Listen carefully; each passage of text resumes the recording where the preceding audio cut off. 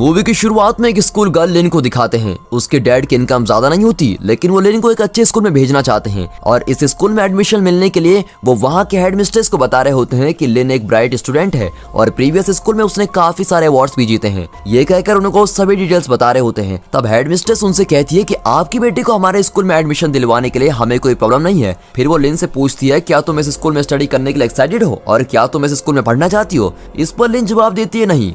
तब head mistress पूछती है क्यों नहीं पढ़ना है, क्या ये स्कूल तुमको खराब लगता है। अब लिन जवाब देती है नहीं, वो बात नहीं है, मेरे डैड की इनकम बहुत कम है और वो बहुत मेहनत करके कमाते हैं। अगर मैं इस स्कूल में पढ़ूंगी तो लगभग साल में 1.5 लाख रुपए खर्च हो जाएंगे। तब हेड मिस्ट्रेस कहती है नहीं 1.5 लाख नहीं, स्कूल की फीस करीबन 1,20,000 है।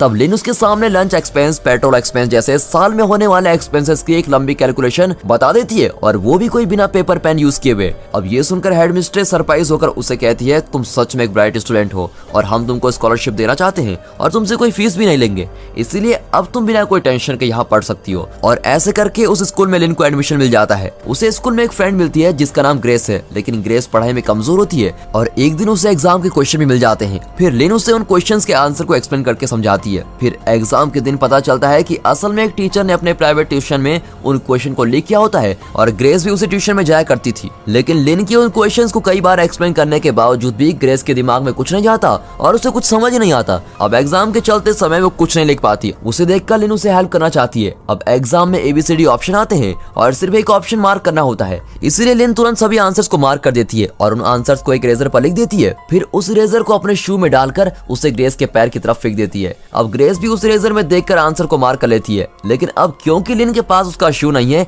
इसलिए ग्रेस अपने एक शू को उसकी तरफ पास करती है, लेकिन वो शू वॉकिंग स्पेस में जाकर रुकता है और फिर टीचर के देखने से पहले लिन उठकर उस शू को पहनकर आंसर शीट को सबमिट करती है और बाहर आ जाती। फिर क्लास के बाहर आकर ग्रेस उसको थैंक कहती है और ग्रेस का लवर पैट भी आकर उसको थैंक कहता है और पैट उसे एक पेमेंट भी देता है। इनिशियली वो पेमेंट लेने से इनकार करती है, लेकिन फिर उसे एक सच पता चलता है, इस स्कूल में उसको स्कॉलरशिप तो मिली है, लेकिन उसके डैड फीस दे रहे होते हैं और इस बात की खबर लिन को नहीं होती है। ये बात पता चलते ही लिन को बहुत ही बुरा लगता है, क्योंकि उसके डैड की इनकम बहुत ही लो है और वो सब कुछ कैसे हैंडल कर पाएंगे। इस तरह सोचकर वो पैट के ऑफर को एक्सेप्ट कर लेती है और पेमेंट ले लेती है। फिर एक दिन पैट उसे कहता है कि मेरे 5 फ्रेंड्स हैं और एग्जाम में उन्हें तुम्हारी मदद चाहिए और वे सब एक सब्जेक्ट के लिए 3,000 रुपए देने के लिए तैयार हैं और उस साल में 12 सब्जेक्ट होते हैं और सोचिए अगर एक सब्जेक्ट के लिए उसे 3,000 रुपए मिलते हैं तो 7 स्टूडेंट को हेल्प करने से उसे कुल मिलाकर लाख रुपए मिलेंगे और इस तरह उसके बैंक अकाउंट में पैसे बढ़ते ही जाते हैं। अब इन 7 स्टूडेंट को हेल्प करने के लिए वो एक नई टेक्निक का यूज करती है और उसका नाम है पियानो टेक्निक। अब पियानो क्लास के नाम पर वो उन स्टूडेंट्स को उनके घर में बुलाती है और उन्हें अपनी उंगलियों के मूवमेंट से ABCD से कौन सा सही ऑप्शन है ये समझाने के लिए पियानो यूज करती है और इस प्लान के मुताबिक एग्जाम के दिन उन सभी को लिन के फिंगर के मूवमेंट्स को यूज करके सही आंसर को मार्क करना होगा। अब एग्जाम में पास आ जाता है। तब उसी स्कूल को बैंक नाम का एक नया स्टूडेंट ज्वाइन करता है और वो भी पढ़ाई में बहुत ही अच्छा होता है। तब उसका फ्रेंड उसे कहता है कि तुम एग्जाम में मुझे अपनी आंसर शीट दिखाओ, मैं तुमको एक सब्जेक्ट के लिए 3,000 रुपए दूंगा, लेकिन इसके लिए बैंक मना करके चला जाता है। अब इस स्टूडेंट ने ऑलरेडी लिन को पैसे दिए होते हैं, लेकिन उसको फिंगर मूवमेंट का फंडा समझ ही नहीं आता और इसीलिए वो बैंक से हेल्प मांगता है। अब बैंक के मना करने के बाद उसके पास एक ही ऑप्शन बचता है और वो ये है कि लिन के फिंगर मूवमेंट से उसको आंसर पहचानने होंगे और ये सब बैंक को पता चलता है। अब एग्जाम के समय टीचर कहती है कि इस साल क्वेश्चन 2 सेट्स में आएंगे, तुम में से किसी को सेट A का क्वेश्चन मिलेगा और किसी को सेट B क्वेश्चन मिल सकते हैं और इससे सभी स्टूडेंट्स बिल्कुल चौंक जाते हैं। असल में लिन को सेट B क्वेश्चन मिलता है और वो इशारे से कहती है कि अब वो सेट B के आंसर्स को बताने वाली है और स्टूडेंट्स भी सेट B के आंसर्स को लिन के फिंगर मूवमेंट्स को देखकर मार्क कर लेते हैं और उस ग्रुप के सभी स्टूडेंट्स एक साथ आंसर शीट को सबमिट कर लेते हैं। अब टीचर के सामने कई स्टूडेंट होते हैं तो लिन तुरंत उसके बगल में बैठे हुए स्टूडेंट का क्वेश्चन शीट ले लेती है, क्योंकि उसे सेट A के क्वेश्चन मिले होते हैं और वो अपनी आंसर शीट उसको देती है। अब वो सेट A क्वेश्चन के सही आंसर को वर्कआउट करके फटाफट मार्क कर देती है और एग्जाम का टाइम समाप्त होने से पहले वो सभी को आंसर्स बता देती है और स्टूडेंट्स भी उसको नोट कर लेते हैं। तब बगल वाला स्टूडेंट उससे पूछता है कि तुम्हारी आंसर शीट पर तुमने अपना नाम क्यों नहीं लिखा है, क्या मैं अपना नाम उस पर लिख दूं? तब लिन कहती है नहीं, उसे ब्लैंक ही रहने दो और एग्जाम भी समाप्त होता है और टीचर उनसे आंसर शीट्स कलेक्ट करते हैं। फिर एग्जाम हॉल के बाहर बैठी हुई लिन से वो टीचर आकर कहता है कि तुमने अपना नाम नहीं डाला और आंसर शीट को सबमिट कर दिया, इसमें अपना नाम लिख कर दो। और उसी समय हेड मिस्ट्रेस लिन को बुलाती है। अब लिन घबराकर हेड मिस्ट्रेस के पास जाती है, तब वहाँ उसके बगल वाला स्टूडेंट भी रहता है। अब हेड मिस्ट्रेस लिन से पूछती है कि क्या तुमने इसकी आंसर्स कॉपी किए हैं और लिन भी कहती है नहीं। फिर उस स्टूडेंट को पूछने पर भी वो नहीं कहता है। तब बैंक कहता है कि नहीं मैडम, असल में इसने आंसर्स दिखाने के लिए मुझसे हेल्प मांगी थी, लेकिन मैंने मना कर दिया और इसलिए उसने लिन के आंसर्स को कॉपी किया है। और फिर हेड मिस्ट्रेस दोनों के क्वेश्चन और आंसर शीट चेक करती है। तब वो देखती है कि दोनों को अलग अलग क्वेश्चन सेट्स मिले हैं और वो टीचर हेड मिस्ट्रेस से कहती है कि क्वेश्चन अलग अलग हैं और एक कॉपी कैसे कर सकते हैं। बैंक लगता है कि आपको गलत इन्फॉर्मेशन मिली है और फिर ये देखकर हेड मिस्ट्रेस उन दोनों को वापस भेज देती है। लेकिन फिर हेड मिस्ट्रेस जब लिन के वर्कआउट शीट चेक करती है तब देखती है कि उसने सेट ए के आंसर को भी वर्कआउट किया है और वो फिर से लिन को बुलाकर कहती है कि तुम्हें तो सेट बी के क्वेश्चन मिले थे, तुमने सेट ए के आंसर को क्यों सॉल्व किया है, बताओ तुमने ऐसा क्यों किया। और ऐसा कहती बैंक कहता है कि उसने पैसों के लिए सब किया है। फिर पियानो क्लास और उससे कमाए हुए पैसे के बारे में पता चलते ही हेड मिनिस्टर लिन के डैड को बुलाकर कंप्लेंट करती है और उन्हें भी बहुत भला बुरा कहती है। इतना ही नहीं बल्कि अब वो लिन की स्कॉलरशिप को भी कैंसिल कर देती है और कहती है कि अब सिर्फ बैंक को ही उस स्कॉलरशिप एग्जाम देने के लिए इस स्कूल की तरफ से भेजने वाले हैं और तुमने उस अपॉर्चुनिटी को खो दिया है। इन सब बातों से उदास होकर लिन रोकर अपने घर जाती है और घर में उसके डैड उसको खूब डांटते हैं और उसके कमाए हुए सारे पैसों को लौटाने को कहते हैं और उसने जो कपड़े खरीद कर दिए थे उसको निकाल कर फेंक देते हैं। फिर दिखाते हैं कि लिन से कॉपी करने वाले स्टूडेंट को कोई इन्वेस्टिगेट कर रहा था और उन्हें वो स्टूडेंट जवाब दे रहे होते हैं। इसका मतलब कोई बड़े एग्जाम में कॉपी करके ये सब फंस गए हैं और अब कहानी कंटिन्यू होती है। यहाँ ग्रेस पैट के पेरेंट्स से मिलने आई होती है और वहाँ सभी मिलकर डिनर करते हैं। तब पैट के पेरेंट्स ग्रेस से कहते हैं कि हम पैट को फॉरेन कंट्री के लिए एक प्राइवेट कॉलेज में स्टडी के लिए भेज रहे हैं और वहाँ उसे स्कॉलरशिप भी मिल सकती है। पैट तुम्हारे साथ रहकर बहुत अच्छी पढ़ाई करने लगा है और अच्छे स्कोर्स भी लाता है, इसलिए तुम भी उसके साथ उस कॉलेज में जाकर पढ़ोगी तो अच्छा ही होगा और तुम्हारी सारे एक्सपेंसेस को हम स्पॉन्सर करेंगे। तुम बस इसके साथ रहकर उस एंट्रेंस एग्जाम में से पास करवा दो, बाकी हम सब संभाल लेंगे और आगे चलकर हम तुम्हारी शादी भी करवा देंगे। फिर ग्रेस जाकर लिन से उस एंट्रेंस एग्जाम में पास होने के लिए उससे हेल्प मांगती है और उस बड़े एंट्रेंस एग्जाम में चीट करना बिल्कुल भी मुमकिन नहीं होता, इसलिए लिन पहले उसे मना कर देती है। लेकिन कुछ समय बाद वो मान जाती है क्योंकि उसने एक बहुत ही अच्छा तरीका सोचा होता है और वो ये है कि इस एंट्रेंस एग्जाम को वर्ल्ड के सारे कंट्रीज के स्टूडेंट्स एक ही टाइम पर लिखेंगे। लेकिन वर्ल्ड की सभी कंट्रीज अलग अलग टाइम जोन्स में हैं और टाइम जोन के हिसाब से देखा जाए तो इस एग्जाम को ऑस्ट्रेलिया के सिडनी सेंटर में सबसे पहले स्टार्ट किया जाएगा और इनके थाईलैंड सेंटर में स्टार्ट होने के 4 घंटे पहले ही सिडनी में एग्जाम स्टार्ट हो जाएगा। तो लिन उनसे कहती है कि मैं सिडनी में जाकर एग्जाम दूंगी और वहां से उन आंसर्स को मेमोराइज करके फोन में टाइप करके आप लोगों को भेज दूंगी। लेकिन उन आंसर्स को वो स्टूडेंट मेमोराइज नहीं कर सकते, इसलिए वो उसके लिए एक और आइडिया बनाती है और वो एक पेंसिल के बारकोड के जरिए आंसर्स को बताने का प्लान बनाती है। यानी कि पेंसिल में जो बारकोड होता है उसमें से सेट ए ऑप्शन के लिए सबसे थिक लाइन होगी, बी की लाइन ए से कम और सी की लाइन और भी कम थिकनेस की और डी की सबसे स्लिम लाइन होगी। वो कहती है कि इस तरह के बारकोड लगाए हुए पेंसिल्स को रेडी करने पर तुम लोग उस एग्जाम में इजीली सही आंसर्स मार्क कर पाओगे। फिर वो कहती है कि इसके लिए तुम जितने हो सके उतने क्लाइंट्स को ऐड करते जाओ, इससे मिलने वाले टोटल पेमेंट में से तुम दोनों को भी शेयर मिल जाएगा। लेकिन इसमें प्रॉब्लम यह है कि सारे आंसर को पहले मार्क करके फिर उनको मॉकअप करके मोबाइल में टाइप करके भेजना होगा और इन सब के लिए वो एग्जाम टाइम काफी नहीं होगा, इसीलिए इन आंसर्स को मॉकअप करने के लिए मुझे एक और जीनियस की जरूरत है और ये सिर्फ बैंक ही कर सकता है। मैं एग्जाम के आधे आंसर्स को मेमोराइज कर लूंगी और बैंक बाकी के आधे आंसर्स को मॉकअप करके तुम्हें भेज देगा और पैसे का कुछ हिस्सा हम उसको भी दे देंगे। लेकिन इसके लिए अगर बैंक राजी होता है तो ही प्लान एग्जीक्यूट हो सकता है, वरना इस प्लान को कैंसिल करना होगा। इस तरह वो कैजुअली बोल देती है। अगले दिन बैंक के स्कॉलरशिप एग्जाम का डेट आता है और तब एक ग्रुप आकर उसको खूब मारता है और एक गार्बेज एरिया में डंप कर देता है और इस वजह से वो स्कॉलरशिप एग्जाम देने की अपॉर्चुनिटी को खो देता है। असल में बैंक की मां लॉन्ड्री का काम करके बड़ी मेहनत से बैंक को पढ़ा रही होती है और बैंक उसकी मां के लिए ही अच्छी पढ़ाई करके आगे बढ़ना चाहता है, लेकिन उसके वो चांसेस मिस हो जाते हैं और ये सोचकर वो बड़ा ही उदास रहता है। उस समय लिन बैंक से मिलने आती है और कहती है सॉरी तुम उस एंट्रेंस एग्जाम को नहीं दे पाए, लेकिन तुम हिम्मत मत हारो, अभी तुम अच्छे पैसे कमा सकते हो और फिर एक प्राइवेट कॉलेज में जाकर स्टडी कंटिन्यू कर सकते हो और अगर तुम इंटरेस्टेड हो तो इस एड्रेस पर आ जाना। और वो भी उस एड्रेस पर पहुंच जाता है और वहां जाने पर लिन उसे A to Z सभी चीजें बता देती है। तब बैंक अपने शेयर के बारे में पूछता है और लिन उसको कहती है कि तुम्हें 10 लाख रुपए मिलेंगे। फिर वो लिन से पूछता है कि तुम्हारा शेयर कितना है। लिन कहती है कि मेरा शेयर 20 लाख है और ये सुनते ही बैंक चौंक जाता है। अब वो प्रैक्टिकली हर चीज को प्लान करना शुरू करते हैं, यानी कि कैसे बात करनी है, कैसे एग्जाम लिखना है और इस तरह की बातें पहले से प्लान करके प्रिपेयर रखते हैं। और इतना ही नहीं बल्कि अगर एग्जाम में चीटिंग करते हुए पकड़े गए तो उन्हें क्या जवाब देना होगा और कैसे एक्टिंग करनी है, ये सब बातें वो रिहर्सल करते हैं। अब वे कई बार पकड़े जाने पर क्या करना है इसकी प्रैक्टिस करते रहते हैं। अगर लिन पकड़ी जाती है तो उसको क्या जवाब देना होगा ये भी प्रैक्टिस करते हैं। फिर लिन पैट से पूछती है कि अगर बैंक पकड़ा गया तो तुम क्या जवाब दोगे।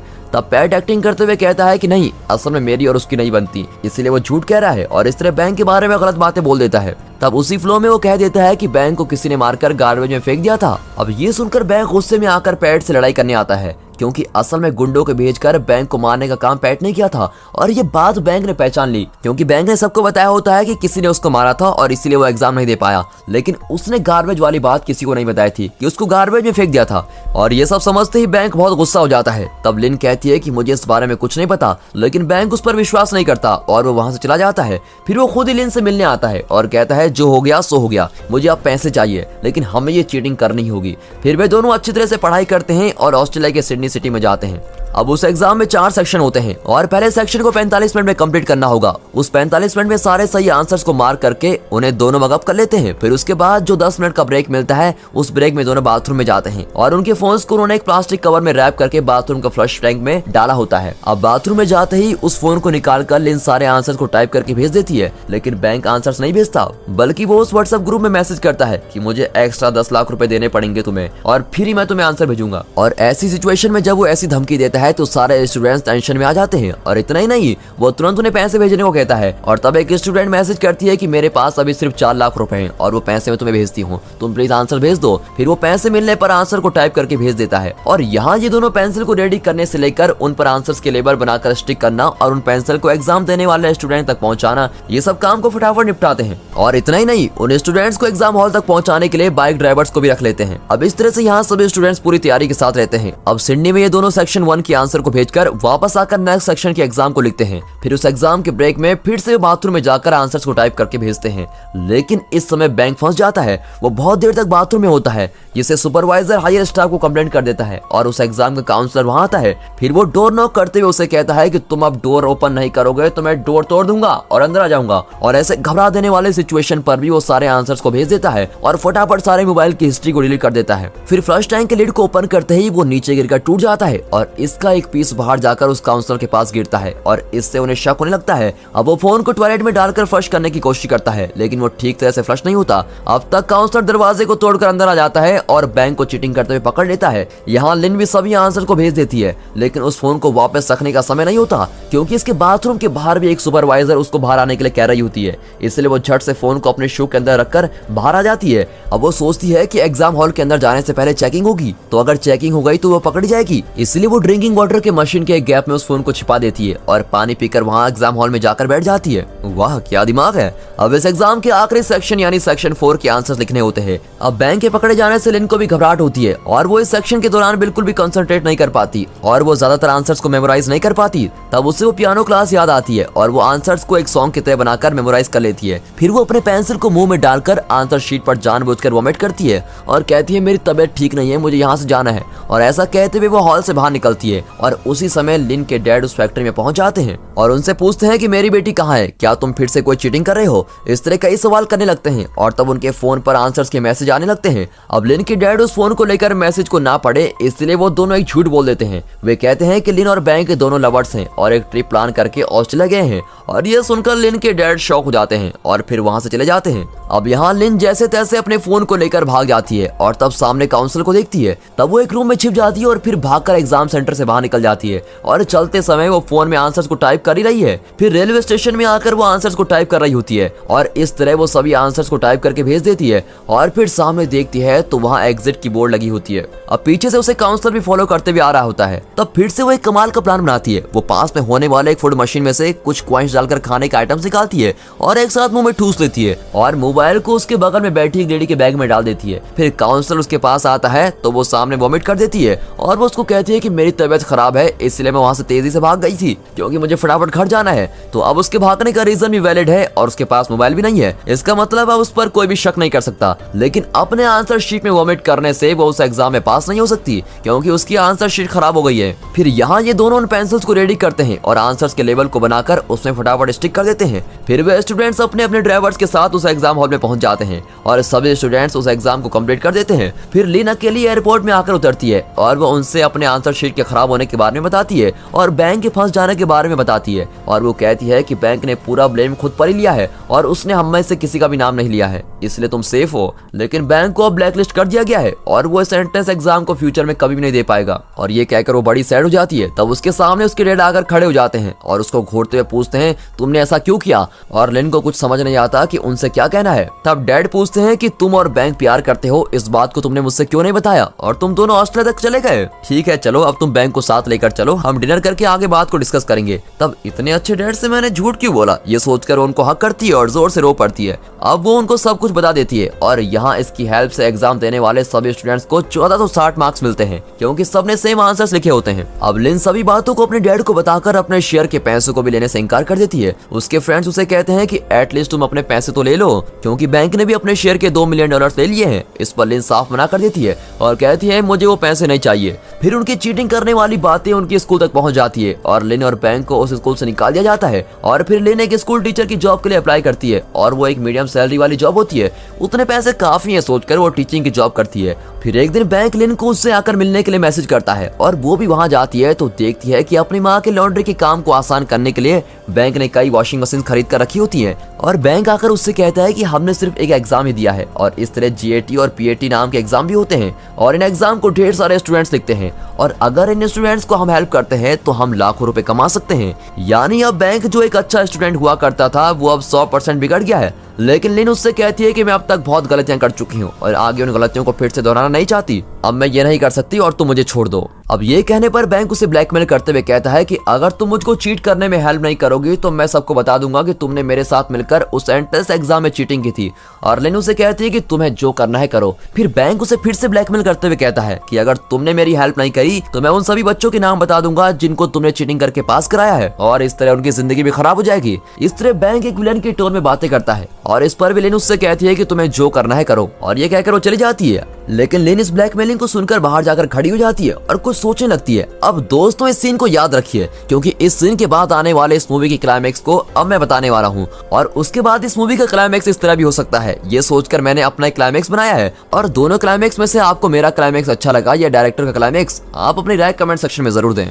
अब डायरेक्टर के क्लाइमेक्स को देखते हैं। लिन उसकी ब्लैकमेलिंग को इग्नोर करते हुए उसको कह देती है कि तुम्हें जो चाहे करना है करो और वो घर जाकर अपने डैड से सभी बातों को शेयर करती है और यहाँ बैंक भी सबकी पोल खोल देता है। लेकिन लिन के डैड उससे कहते हैं कि तुम घबराओ मत, जो भी होगा देखा जाएगा, मैं हमेशा तुम्हारे साथ हूँ। और ये कहकर उसको हिम्मत देते हैं और फिर आगे चलने वाले सभी इन्वेस्टिगेशन में उसके डैड भी उसके साथ जाकर उसकी हेल्प करते हैं और इस तरह इन्वेस्टिगेशन चलते रहने पर ये मूवी यहाँ पर खत्म होती है। अब मैं अपने सोचे हुए क्लाइमेक्स को बताता हूँ। क्लाइमेक्स ये है कि बैंक जब दूसरी बार उसको ब्लैकमेल करता है तब लिन सोचती है कि अब तक तो काफी गलतियां कर चुकी हूँ तो आखिरी बार एक और गलती कर देती हूँ। फिर वो बैंक के ब्लैकमेल से डरकर उसको हाँ कर देती है और ये सभी बातें जाकर वो अपने डैड को बता देती है और कहती है कि बैंक मुझे ऐसे ब्लैकमेल कर रहा है, इसलिए मेरे पास कोई और ऑप्शन नहीं है डैड, मुझे मेरे फ्रेंड्स को बचाना ही होगा और मेरी लाइफ ऑलरेडी स्पॉइल हो चुकी है, लेकिन मेरे फ्रेंड्स के साथ ऐसा नहीं होना चाहिए और इस बार मैं आपसे झूठ कहकर कुछ नहीं करना चाहती हूँ, इसलिए मैं आपको सब कुछ सच बता रही हूँ। अब ये सुनकर उसके डैड कहते हैं ठीक है बेटा, इस बार हम तुम्हारे फ्रेंड्स को बचाने के लिए आखिरी बार इस गलती को करेंगे। अब ये कहकर उसके डैड भी उसके प्लान में इन्वॉल्व हो जाते हैं और उसके डैड कई सालों से टीचिंग कर रहे थे और इसलिए उन्हें काफी एक्सपीरियंस भी है और डैड भी उसके साथ मिलकर टीचिंग का प्लान बनाते हैं। और इसी के साथ दोस्तों ये मूवी यहाँ पर खत्म होती है। तो दोस्तों कैसा लगा आपको मेरा क्लाइमेक्स?